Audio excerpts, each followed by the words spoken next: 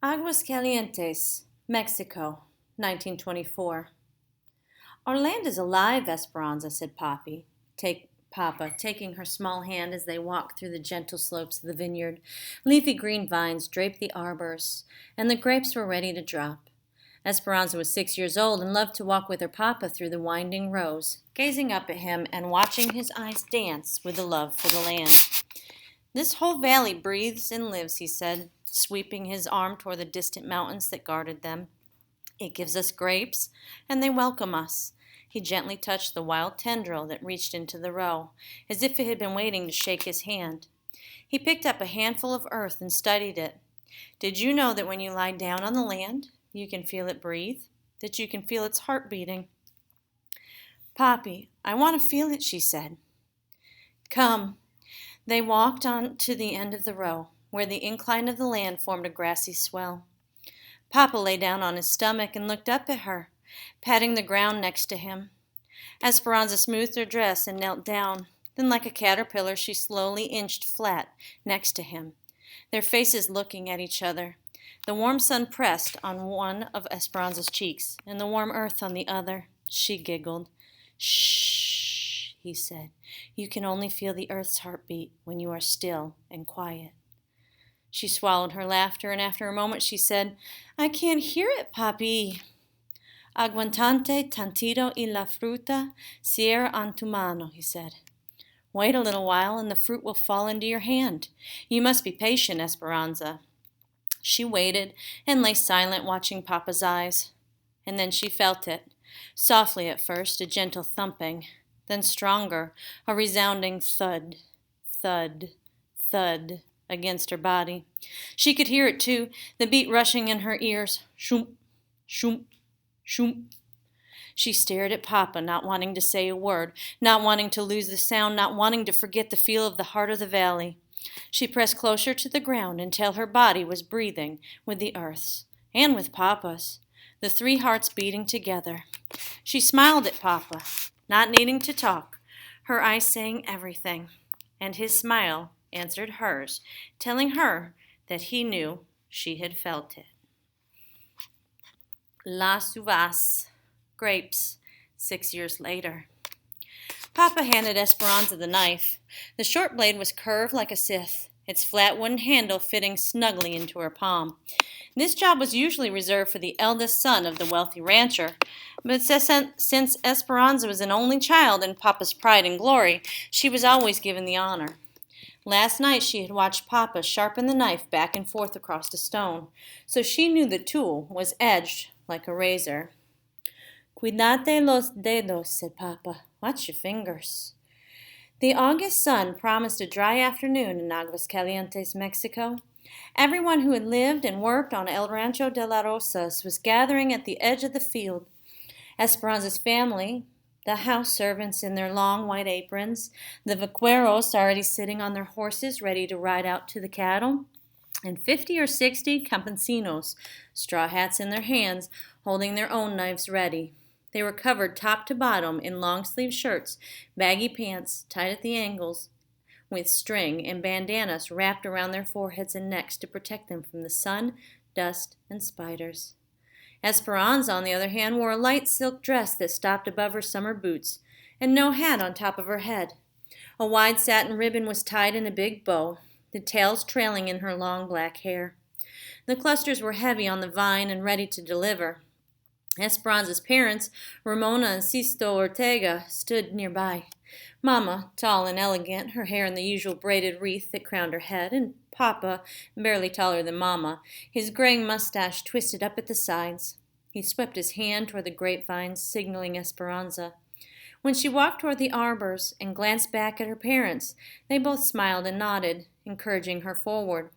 When she reached the vines, she separated the leaves and carefully grasped the thick stem.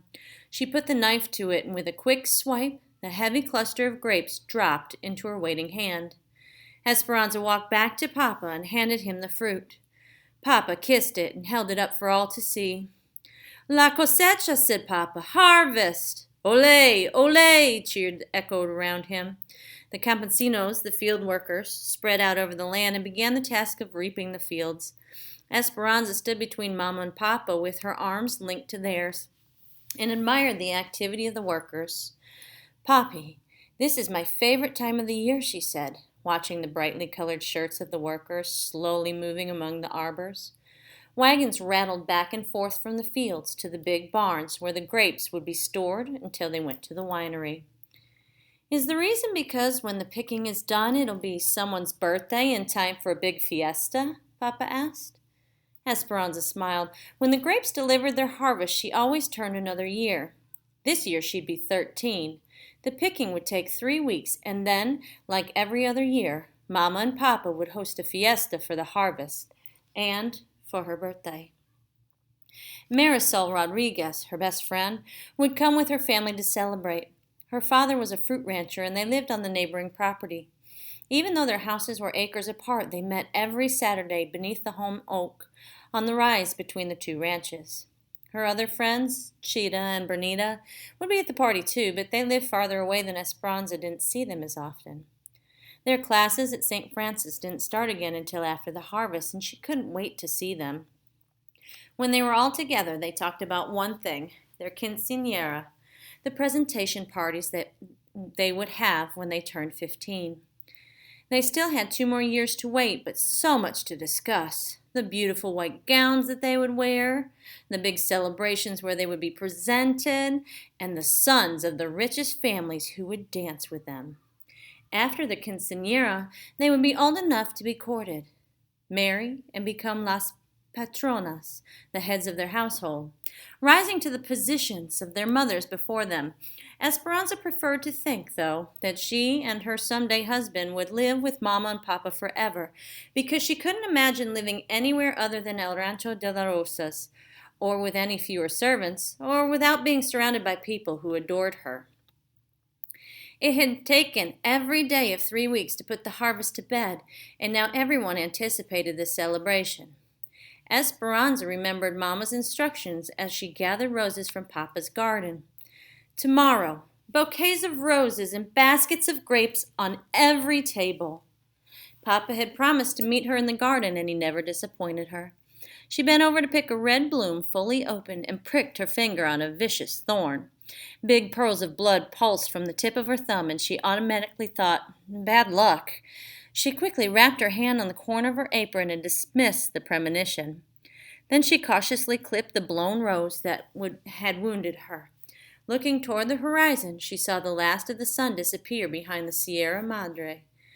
Darkness would settle quickly, and a feeling of uneasiness and worry nagged her. Where was Papa? He left early that morning with the vaqueros to work with the cattle, and he was always home before sundown, dusty from the mesquite grasslands and stamping his feet on the patio to get rid of the crusty dirt on his boots. Sometimes he even brought beef jerky that the cattleman had made, but Esperanza always had to find it first, searching his shirt pockets while he hugged her. Tomorrow was her birthday, and she knew that she would be serenaded at sunrise. Papa and the men who lived on the ranch would congregate below her window, their rich, sweet voices singing Las Menonitas, the birthday song. She would run to her window and wave kisses to Papa and others, and then downstairs she would open her gifts. She knew there'd be a porcelain doll from Papa. He'd given her one every year since she was born, and Mama would give her something she had made. Linens, camisoles, or blouses, embroidered with her beautiful needlework. The linens always went into the trunk at the end of her bed for algún día, for someday. Esperanza's thumb would not stop bleeding. She picked up the basket of roses and hurried from the garden, stopping on the patio to rinse her hand in the stone fountain. As the water soothed her, she looked through the massive wooden gates that opened onto thousands of acres of Papa's land. Esperanza strained her eyes to see the dust cloud that meant riders were near and that Papa was finally home, but she saw nothing. In the dusky light, she walked around the courtyard to the back of the large adobe and wood house. There she found Mama, searching the horizon too. "Mama, my finger, an angry thorn stabbed me," said Esperanza. "Bad luck," said Mama, confirming the superstition, but she half smiled. They both knew that bad luck could mean nothing more than dropping a pan of water or breaking an egg. Mama put her arms around Esperanza's waist, and both sets of eyes swept over the corrals, stables, and servants' quarters that sprawled in the distance. Esperanza was almost as tall as Mama, and everyone said she would someday look just like her beautiful mother. Sometimes when Esperanza twisted her hair on top of her head and looked in the mirror, she could see that this was almost true. There was the same black hair, wavy and thick, same dark lashes, and fair creamy skin. But it wasn't precisely Mama's face, because Papa's eyes were there too, shaped like fat, brown almonds. "He's just a little late," said Mama, as part of Esperanza's mind believed her, but the other part scolded him. "Mama, the neighbors warned him just last night about bandits." Mama nodded and bit the corner of her lip in worry.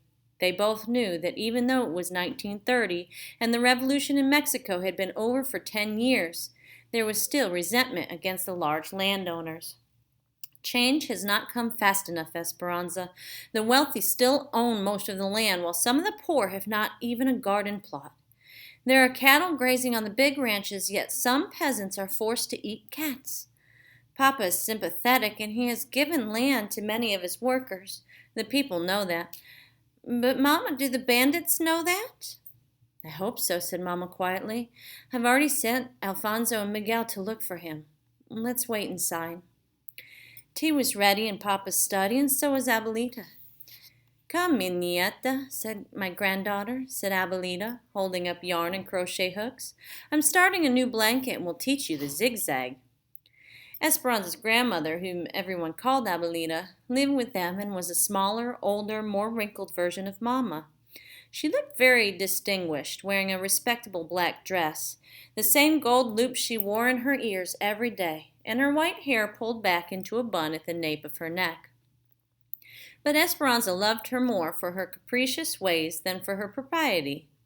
Abuelita might host a group of ladies for a formal tea in the afternoon, then after they had gone be found wandering barefoot in the grapes with a book in her hand, quoting poetry to the birds. Although some things were always the same with Abuelita, a laced-edged handkerchief peeking out from beneath the sleeve of her dress, others were surprising. A flower in her hair, a beautiful stone in her pocket, or a philosophical saying salted into her conversation. When Abuelita walked into a room, everyone scrambled to make her comfortable. Even Papa would give up his chair for her. Esperanza complained, "Must we always crochet to take our minds off worry?" She sat next to her grandmother anyway, smelling her ever-present aroma of garlic, face powder, and peppermint. "What happened to your finger?" asked Abuelita. "A big thorn," said Esperanza. Abuelita nodded and said thoughtfully, "No hay rosa sin espinas." There's no rose without thorns.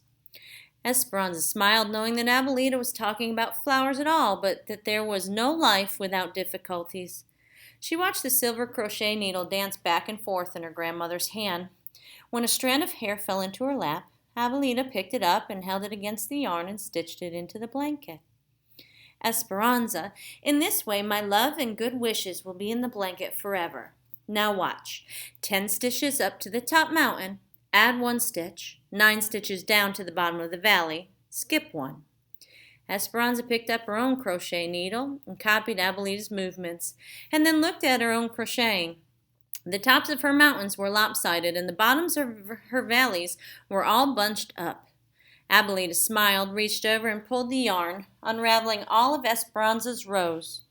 "Do not be afraid to start over," she said. Esperanza sighed and began again with 10 stitches. Softly humming, Hortensia, the housekeeper, came in with a plate of small sandwiches. She offered one to Mama. "No, thank you," said Mama. Hortensia set the tray down and brought a shawl and wrapped it protectively around Mama's shoulders. Esperanza couldn't remember a time when Hortensia had not taken care of them. She was a Zapatoic Indian from Oaxaca, with a short, solid figure and blue-black hair and a braid down her back. Esperanza watched the 2 women look out in the dark and couldn't help but think that Hortensia was almost the opposite of Mama. "Don't worry so much," said Hortensia. "Alfonso and Miguel will find them." Alfonso, Hortensia's husband, was El Jefe, the boss, of all the field workers and Papa's compañero, his close friend and companion. He had the same dark skin and small stature as Hortensia, and Esperanza thought his round eyes, long eyelids, and droopy mustache made him look like a forlorn puppy. He was anything but sad, though.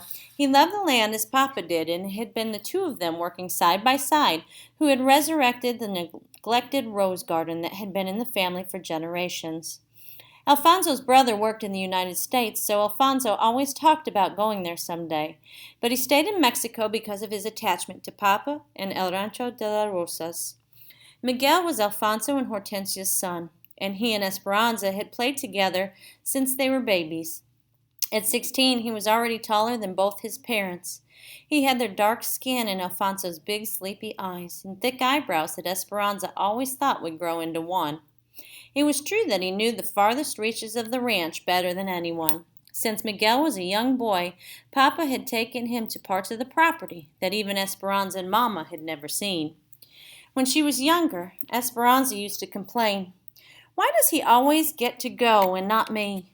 Papa would say, "Because he knows how to fix things and he's learning his job."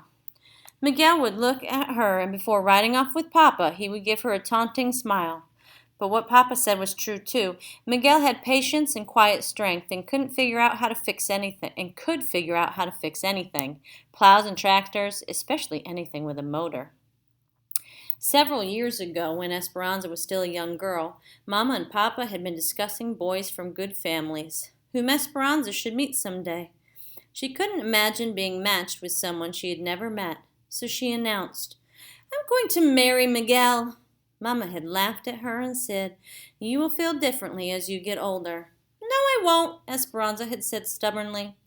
But now that she was a young woman, she understood that Miguel was the housekeeper's son and she was the ranch owner's daughter, and between them ran a deep river.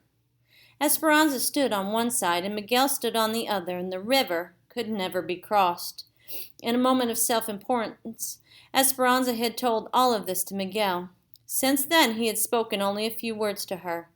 When their paths crossed, he nodded and said politely, "Mi reina," my queen, but nothing more. There was no teasing or laughing or talking about every little thing. Esperanza pretended not to care, though she secretly wished she had never told Miguel about the river. Distracted, Mama paced at the window, each step making a hollow tapping sound on the tile floor. Hortensia lit the lamps. The minutes passed into hours. "I hear riders," said Mama as she ran for the door. But it was only Tia Louise and Tia Marco, Papa's older stepbrothers. Tia Louise was the bank president and Tio Marco was the mayor of the town. Esperanza didn't care how important they were because she did not like them. They were serious and gloomy and always held their chins too high. Tia Louise was the eldest, and Tio Marco, who was a few years younger and not as smart, always followed his older brother's lead like un burro, a donkey. Even though Tio Marco was the mayor, he did everything Tia Louise told him to do. They were both tall and skinny, with tiny mustaches and white beards on just the tips of their chins. Esperanza could tell that Mama didn't like them either, but she was always polite because they were Papa's family. Mama had even hosted parties for Tio Marco when he ran for mayor. Neither had ever married, and Papa said it was because they loved money and power more than people.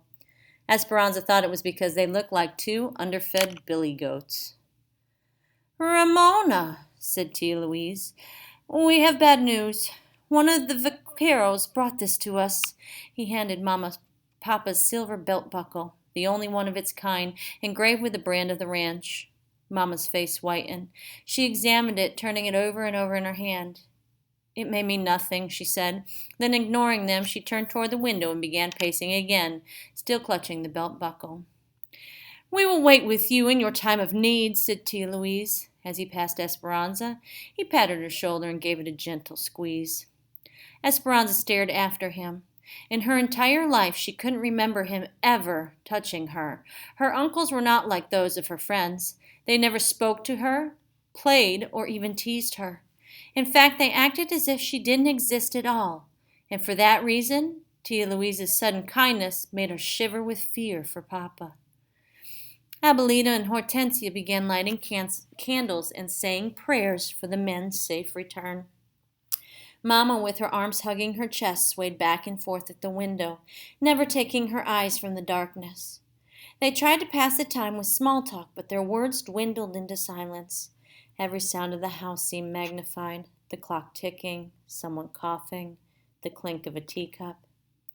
Esperanza struggled with her stitches. She tried to think about the fiesta and all the presents she would receive tomorrow. She tried to think of bouquets of roses and baskets of grapes on every table. She tried to think of Marisol and the other girls, giggling and telling stories. But those thoughts would only stay in her mind for a moment before transforming into worry, because she couldn't ignore the throbbing soreness in her thumb where the thorn had left its unlucky mark. It wasn't until the candelabra held nothing but short stubs of tallow that Mama finally said, "I see your lantern. Someone's coming." They hurried to the courtyard and watched a distant light, a small beacon of hope swaying in the darkness. The wagon came into view. Alfonso held the reins and Miguel the lantern. When the wagon stopped, Esperanza could see a body in the back, completely covered with a blanket. "Where's Papa?" she cried. Miguel hung his head. Alfonso didn't say a word, but the tears running down his round cheeks confirmed the worst. Mama fainted. Abuelita and Hortensia ran to her side. Esperanza felt her heart drop. A noise came from her mouth, and slowly her first breath of grief grew into a tormented cry. She fell to her knees and sank into a dark hole of despair and disbelief.